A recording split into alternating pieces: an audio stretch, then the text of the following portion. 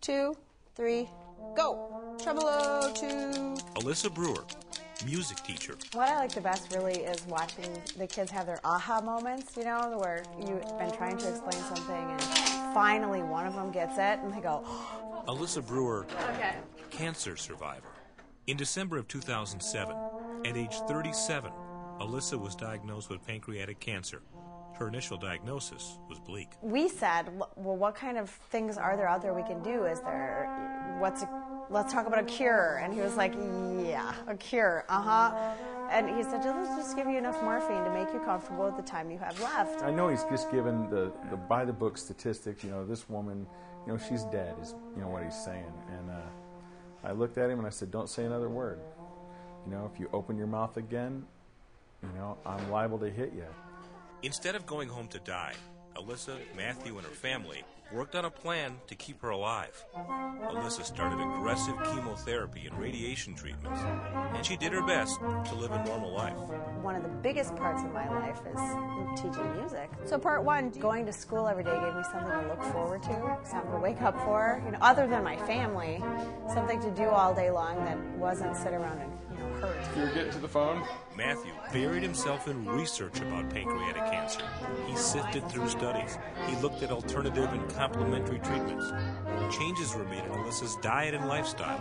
Changes the Brewers are convinced help fight the cancer. There was a lot of stuff motivating me that was really coming from a real fearful dark spot. But it was about finding the positive. The positive came 6 months later. An MRI showed Alyssa's tumor was shrinking. They were very careful to say, you know, your tumor, this doesn't happen with pancreatic cancer. So just, you know, the other shoe, wait for the other shoe because it's coming. The other shoe came when Alyssa was told she'd need a complicated surgery called the Whipple to survive.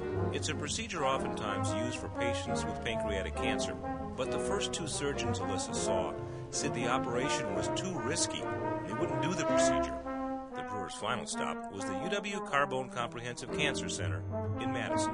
When we first walked into the UW Cancer Center, the feeling in the center itself was so different than any building that we'd been in so far. It just seemed calmer, it seemed more peaceful. They were interested, you know, they wanted to know. One, they said, you know, we normally don't see pancreatic cancer patients 13 months after diagnosis. What are you doing different? You know, we had one doctor in the first 6 ever ask what we were doing. But, you know, Dr. Noel LeConte, an oncologist specializing in pancreatic cancer, was the first to see them. you just need to approach each patient individually, I think, and think outside the box and welcome their values into the conversation. It's not cookie cutter. Not everyone needs to be approached in the same exact fashion.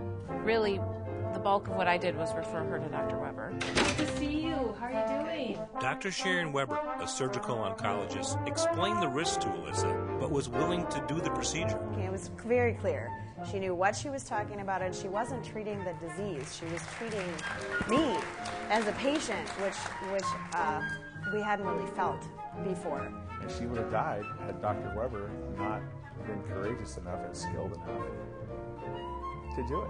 There is something that we can do for every single patient, and it may be something as simple as saying, we want to take care of your pain. Tell us what kind of pain you're having. We're going to put you on some regimen that's going to help. It may be as complex as saying, yes, I'm willing to embark on this really risky and difficult and complex operation that other people have said no to. And all ranges of options between those two. But there is always something that we can do to offer patients hope, and I think that's one of our most important jobs as cancer providers. Recent scans show no signs of the cancer that was supposed to have killed Alyssa 2 years ago. There isn't any indication right now that it's coming back or growing or there at all, which is nice. Winter winds will surely blow all your cares away. Now she's making plans to get her master's degree in music. If you're given a cancer diagnosis, especially a terminal cancer diagnosis, you don't have to take that and go, okay, I'm going to die in 12 weeks, I better get my will together. There is hope. You know, there's always hope. We don't have an expiration date, you know. We don't know how long we're going to be here, so why give yourself that final deadline? Why not say, no, that's not what's going to happen? I'm not afraid of you.